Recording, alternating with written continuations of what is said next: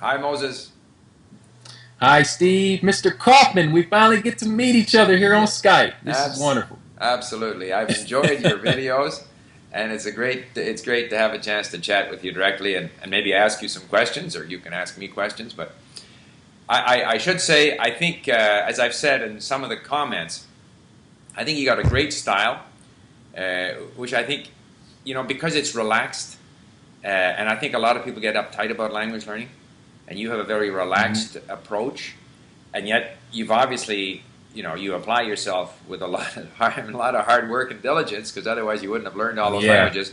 And I should say that when I hear you in Russian and Chinese and Japanese, I mean, yeah, you're not, whatever it is, C2 on the European framework, but you're very yeah. comfortable and it's very easy to understand. So I salute you for all of that. So great.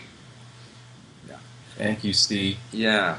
One of the things I think that we've talked about is just the new world of language learning. I mean, if I guess you've Hmm. been at it for what, 7 or 8, 10 years? Yeah, it's been about 10, yeah, 10 years. Yeah, Okay. 10 years. Now, how do you think the language learner who approaches, say, learning a new language today, in what way is the world different for them than it was, let's say, for me 40 years ago when I started into Mandarin, or 45 years ago? Well, now we have a lot of places where you can get resources, even for dialects. Like if we talk about Cantonese, Cantonese being a dialect, they would say, you can find so many resources on the internet, very easy to find. So I think back in your time when you at the beginning you had to probably put in more work. It was probably more difficult for you to find resources for those type of languages. Well, But now new age learners, I don't think they will have much of a problem to find these resources. Well, in my case, even learning Mandarin in Hong Kong, which is a Mandarin teaching center, or was, even though it's not a place where people speak or spoke Mandarin, I had to scour the bookstores. There's no internet, so scour the bookstores, see if I could find a reader with a good glossary to it and stuff like that. But you said, okay, people can find resources for, let's say, Cantonese. But do people know where to look? I mean, how do people, like most people, that's if you say, okay, I want to learn Cantonese, the average person is going to go in the store and buy a book, or they're going to sign up for a class. Let's say, Mhm. how do you help people, take advantage of all these things?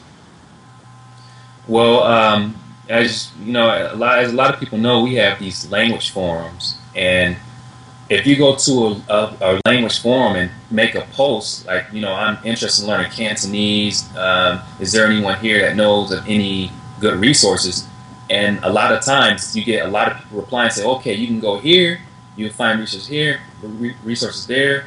And I think that's probably the best way. I mean, if you go just walk into a bookstore, go to Borders, you can't find many resources on Cantonese. You may be able to find a phrase book or teach yourself, but you won't be able to find a variety. I think just going to a forum will really help Oh, out the new learner. yeah, but step back. I mean, how many people even know that such forums exist, or even know where to find them? Or how many I, people know what a resource is? How many people know? No, whatever seriously. resource. The average person Well, wants a teacher to teach them. yeah, that's true. I don't know. Like if a language like Cantonese, even if they wanted to take a course, they would actually have to go overseas because I don't know of many places in the U.S. where you can actually take Cantonese as a course. But if they have access to an internet, to the computer, they should know about these language forums. I Uh, think my own view, suspicion is that there's this narrow group of language keeners, uh, including people like you and me and a bunch of hmm others, and some of those that go to these language forums, like How to Learn Any Language All the Time, or whatever it's called. I think that's a very, very small group. And yet, if I talk to friends, people that I meet, everybody, yeah, I'd like to learn Spanish. Yeah, I'd like to learn Chinese. hmm They may even have bought a book on it, and they never got very far. And they certainly don't know about the language forums. So hmm how do you get the word out to this mass of people who, at some level, would think they would like to learn a language? mm, I don't know. That's a good question. I guess let me see. Like when I first started learning Chinese, I didn't know about the forums. I have to be honest about that. I didn't know about the forums. I didn't know about the chat rooms that much. I was just a normal person. I went to a bookstore and got like a pocket dictionary phrase book, and I was using that.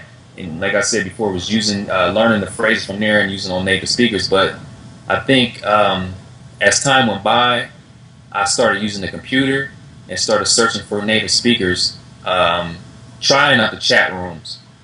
Um, but as far as the forums, I didn't know much about them. I had people tell me about it. They said, well, have you ever heard about this, heard about that? I said, no, I never heard about it before. They send me links, and I'll go to these forums, and I noticed that they have a lot of people learning these different languages. Like, wow. Then they have a lot of advice. They show you where you can purchase resources and whatnot. So I don't know. It's kind of hard. If someone doesn't have a computer, they will have to just start off like a normal person. Just go to a Borders or a normal bookstore and just get a phrase book, a course, and just work in the way they can work in. Because I didn't have a set method at the time. I was just, like I said, I was learning phrases and just interacting with the native speakers. Just having fun. I wasn't really thinking about the process either. I just over time I was learning a lot. And then, like I said, as time went by, I started noticing that I don't know. I guess I would say things started becoming easier because I was doing Chinese, and then I eventually started doing Japanese, Korean, and things started becoming easier. So, By the way, just to interrupt our flow of thought here, what makes you go after languages like Estonian, Georgian, Hmong? I can't remember what other obscure languages you're learning. I don't like it's. I don't know, at the beginning, at the very, very, very beginning, when I first started learning languages, I chose Chinese for a special reason, and that I wanted to stand out. I didn't want to do what other people were doing. Right. I felt that Chinese was. I knew it was a difficult language, and I felt that once I'm able to speak that language, I would get like this. I don't know. I guess I would say a higher respect for putting in that hard work. But if I were to went after a language like Spanish or French, then a lot of people will automatically assume that I'm supposed to be learning that language because I'm an American. So it's like if I come out speaking Spanish or French on a native level, then I won't get any credit. I mean, sure, people will say, "Oh, wow, you're on a high level of language," but it won't be the same as me speaking Chinese. So really, speaking Chinese as an American. Okay, but Chinese, there's 1.3 billion Chinese speakers in the world. How many people speak Estonian or Georgian or Hmong? So, well, Estonian, Hmong, those languages, like those quote unquote obscure languages, like they're rare languages. So it's like I found that whenever I learn a rare language, whenever I'm able to speak a rare language, people go crazy. And they're like, why would you want to learn a language like that? They get so... These are the native speakers. They go so crazy. These are the native speakers that ask me, why do you want to learn Estonian? Why do you want to learn Georgian? I don't understand. Like, why don't you learn something like Spanish or French? So it's a good feeling, right, to surprise these native speakers. But it's not only that. And I also find... Yeah. Sorry. Go ahead. No, I was going to say, sometimes I've seen some criticism. They say, oh, Moses, he claims to speak 50 languages. He can't speak them all that well. And, obviously, if you're doing 50, you're not going to be as good at all 50 as someone else who spends his whole time studying ancient Chinese poetry or something. I mean, you're not, you can't compare the two. But I say, whatever turns, it's all wherever we find value. And I think I think Moses likes to discover languages. So I'm sure it's not just a matter of wowing the natives. I personally find that too. I would love to spend the time discovering some of these languages, Cree, for example, or some of these languages to see how they work. It's learning about human creativity. It's learning about human beings. So why is that a bad thing? I don't understand. Yeah, I should say. I should also say that I don't learn these languages just for wow factor. No. Not just for wow factor. It's like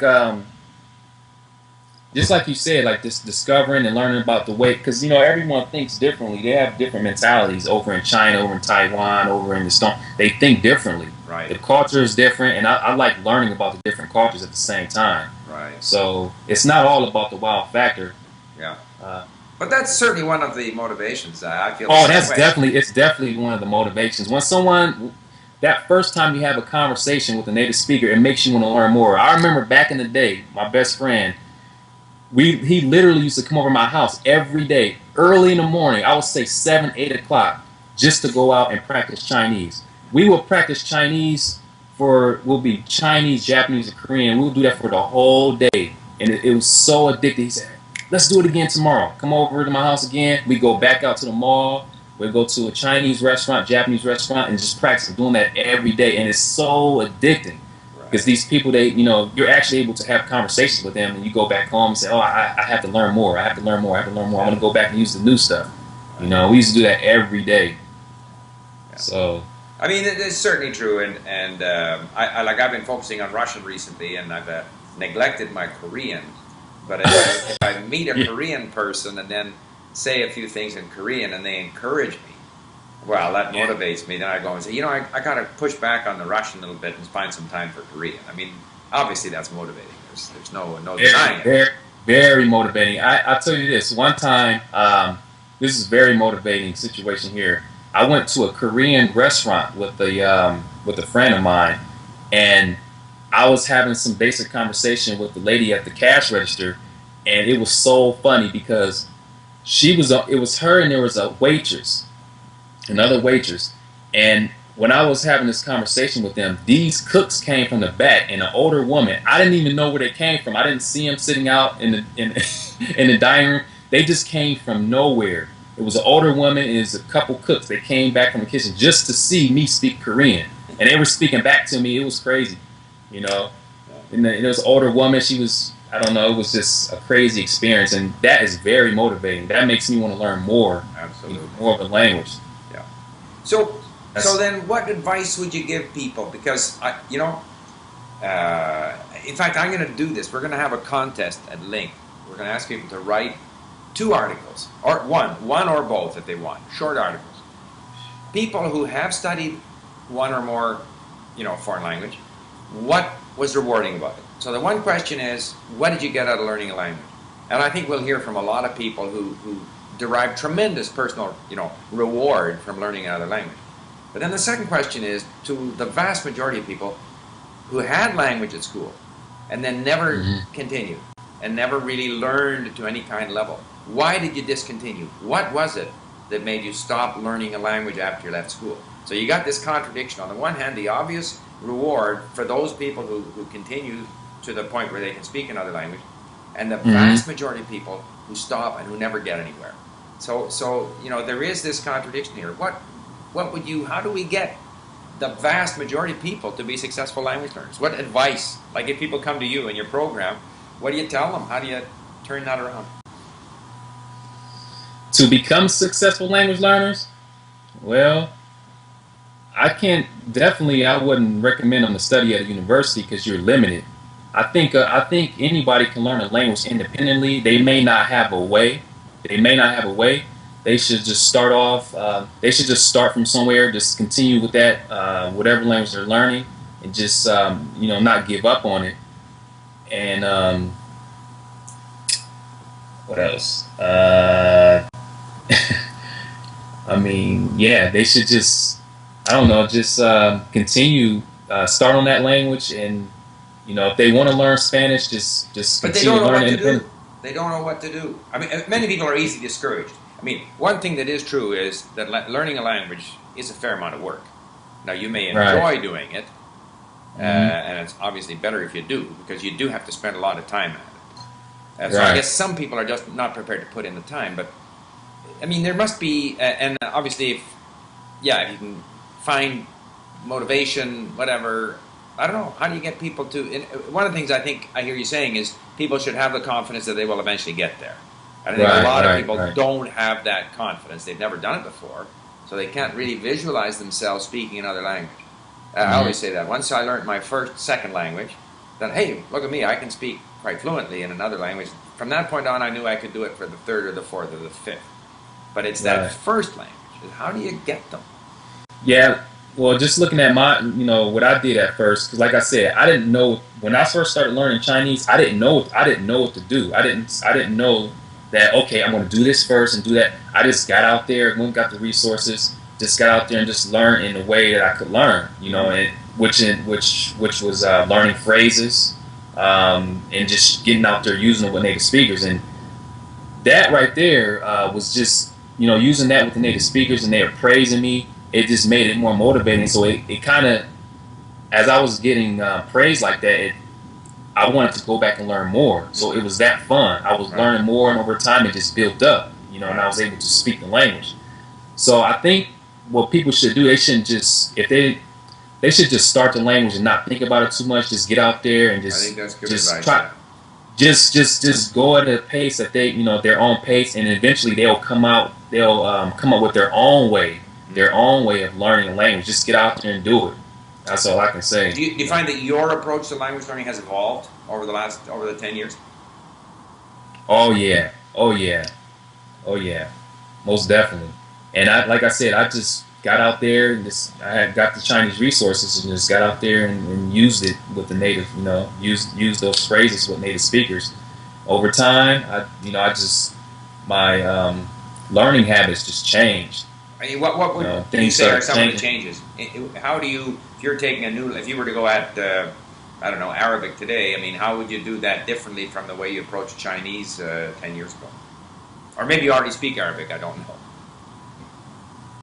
Yeah, well, I always talk about these keywords and these interrogatives. I learned these interrogatives first. I first started learning interrogatives and learn how to respond to those interrogatives because in my experience, a lot of the native speakers ask you certain questions. So I guess I could say I prepare for them. I kind of prepare for these interrogatives. That's the first step I take, and I just expand off of those. Like if you ask me, well, where did you learn Chinese from? I will respond to you, well, I learned Chinese at home. I learned independently. Then they'll ask me, well, if you learned at home, how did you do it? And I just go into detail. Well, I use Teach Yourself or whatever type of resource I use. I learn all of those first. I make sure I can understand the interrogative, and I make sure I can respond to them. Once I'm able to do that, then I'll take it further. Then I'll start getting into some intermediate text to try to build up my vocabulary. Of course, doing the listening at the same time, But the difficulty, I was recently in Russia, and I've spent the last 4 years mostly listening, an hour a day or so. And what I found was that when I was with a group of friends, like our LingQ members in Moscow, there was 10 of us at dinner, I have no trouble holding up my end of the conversation. But if I go to the train station, where I'm kind of halfway, I think I know what kind of answer I'm going to get to my question. So I go to this lady and I say, where do I buy a ticket for the train to Viborg or something? And she comes back with, blah, blah. and she's already a bit annoyed. And when I didn't quite understand, I said, beg your pardon. She gets even more annoyed, and there's 5 people behind me in line, and they aren't very, helpful, let's say. So I've always found that it's difficult to anticipate, especially if you're dealing in those kinds of situations where there's a certain amount of pressure because there's 5 people behind you in line. You've been in line for 5 minutes. You finally get to ask your question. She says something that you can't understand. And so then, it's not always that easy. You need to have a friendly, at least as a beginner, you need to have a friendly counterpart to talk to. Yeah, I agree. I agree with that. As far as the situations, though, I think that once, like for me, I know that when I start on the language, let's say, German or something, I know that when I first start off, I'm not going to be able to put myself in a situation to buy tickets. Right. Because I need to learn, because I'm learning certain content first. Right. Once I get through that first step, which I normally take, then I go to a book, something like a Teach Yourself, right. which you can, they go through all types of different situations. I'll go through the book and just learn all of that stuff. Yeah, but I can I've then do learned that all that stuff. because There's none of the words that she used are words that I don't know and haven't heard many times. It's just that she's speaking very quickly, she's mumbling, and I'm under more pressure now. Because you know very well that when you're under, I find, sometimes pressure helps you to do better. Sometimes pressure, in fact, freezes you up. yeah. So anyway, it was just a situation I was in on a few occasions where, because my Russian is quite comfortable. I listen to radio interviews, I can listen to audiobooks, I can converse. I know more or less what she's going to say, and yet it comes out and I didn't quite understand what she said.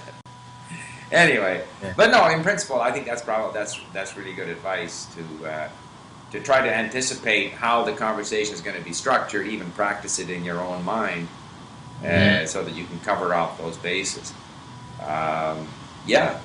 With the anticipation though, like I said, from my experience, like these questions, like I can go right now if I go to a Chinese restaurant, a Cantonese restaurant, and I've never spoken to them before.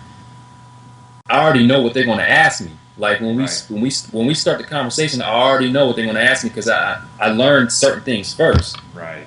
So that first conversation, that first encounter could actually last for about 30 minutes. Right. Because I already know what they're going to ask me. But if they start talking about certain things like I don't know, if they start getting to politics or just talking about random stuff like that, then I may get lost because I haven't really studied much of that. I may be able to catch the vocabulary, but I won't be able to engage in that type of conversation. Right.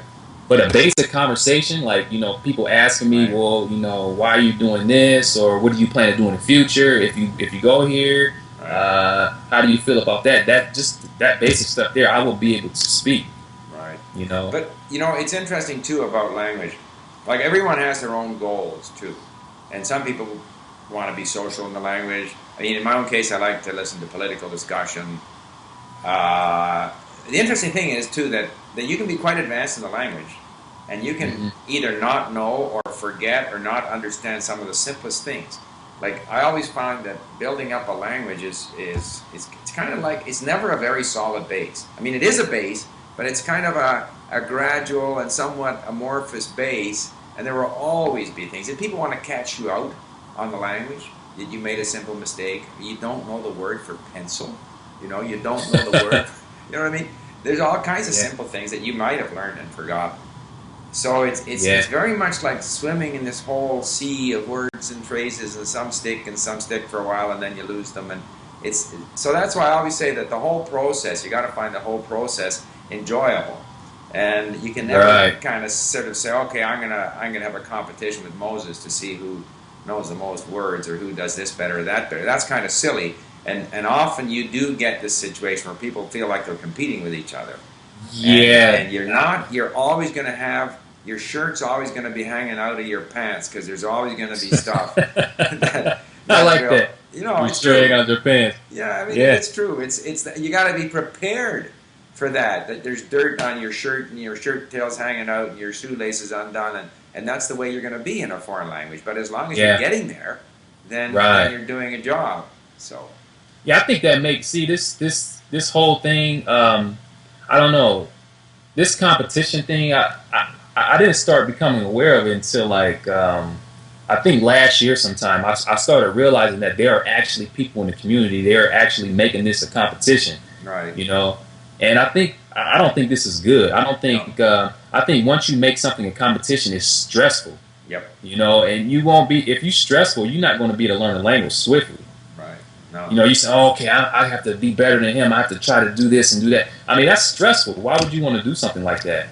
Plus, it's a bit like nailing jelly to the wall, too. It's very difficult to master anything, whether it be the verb endings in Spanish or the cases in Russian or German.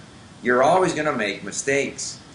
And that there's very, I think, minimal return, I think, in trying to nail these things down. You'll gradually get better. But it's very hard to nail them down. And it's easy to point out mistakes in other people. It's so easy.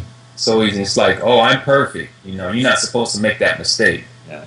I find it amazing that people will do that. Like, for me, I don't, unless someone asks me, like, if I have more experience than you in a language like Arabic, right? And if I hear you making mistakes, I'm not going to come out and say, "Oh, you messed up right there," Right.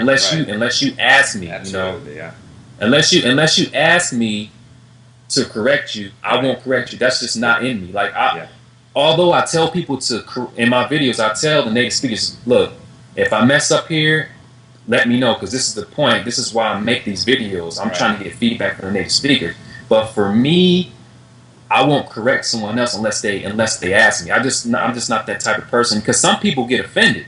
Yeah. When you come out and correct them, some people will get offended. He's like, Yeah. why are you correcting me? I didn't ask you to correct me. So I try to be careful when it comes to correcting people. Yeah. I mean, I am happy to be corrected if I'm in a lesson, but if I believe that I'm actually having a conversation, like communicating, and I'm assuming that this person is enjoying communicating with me and that we're communicating, and then that person starts correcting my Russian or my Spanish, then I'd say, like, are you talking with me? Are we communicating? Or are you giving me a lesson? So Yeah, that's very, very stressful. Like, so the I terms just have to wouldn't be correct clear. someone Like, doing. if it's a lesson, that's one thing. But yeah. So tell me, how do you think then because right now the vast majority of people learning languages are in schools. Do you think that will change? Mhm. Do you think we'll ever see a day where more learners are learning independently? I think I think once more people start to realize that the best way to learn is independently, they will definitely stop taking languages in school. It's just that a lot of people that are taking language in school, they don't know. They don't believe that they can do it on their own. Like, I had a student, Jason. I worked with him for in Japanese, and he Right. studied Japanese at OSU Right. for, I think, 3 years, 3.5 years. So he sent me a message. He wanted to study. I don't know. I guess he wanted to get more conversational in Japanese. So he contacted me, and we met.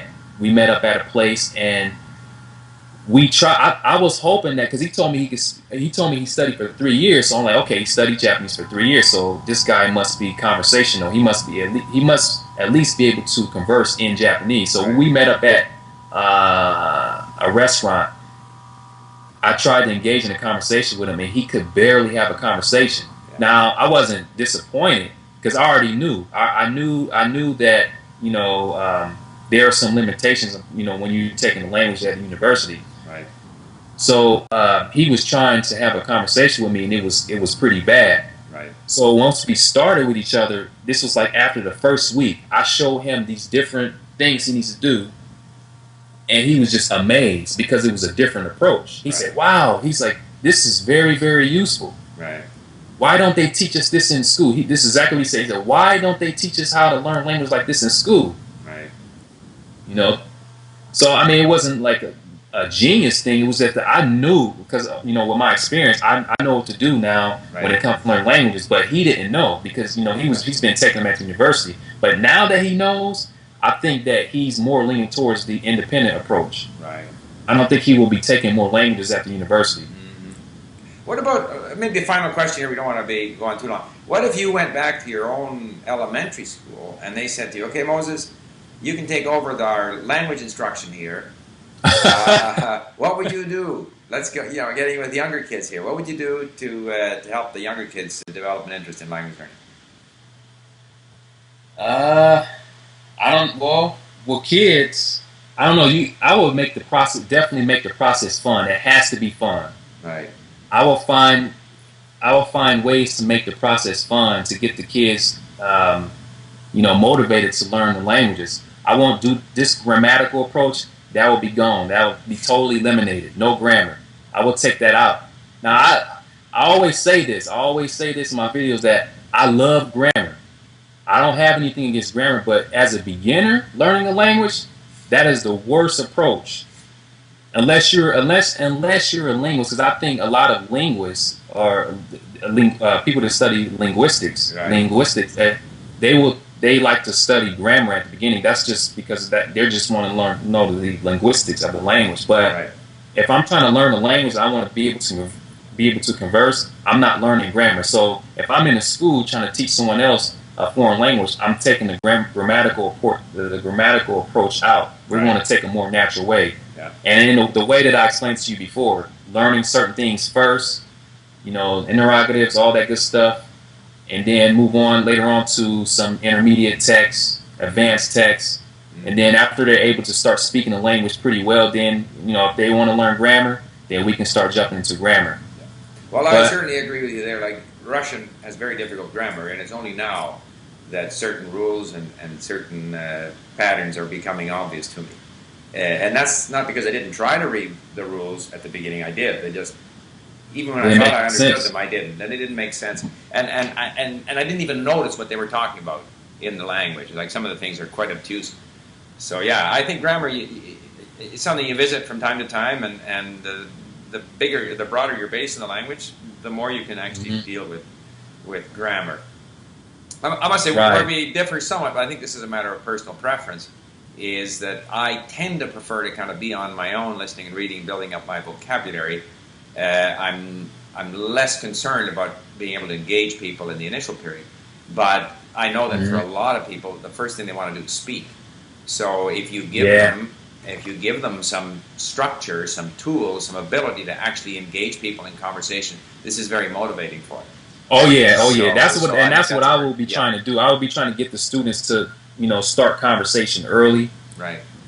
But again, like I do believe that the listening part is very, very important. It's very important to get that listening in there.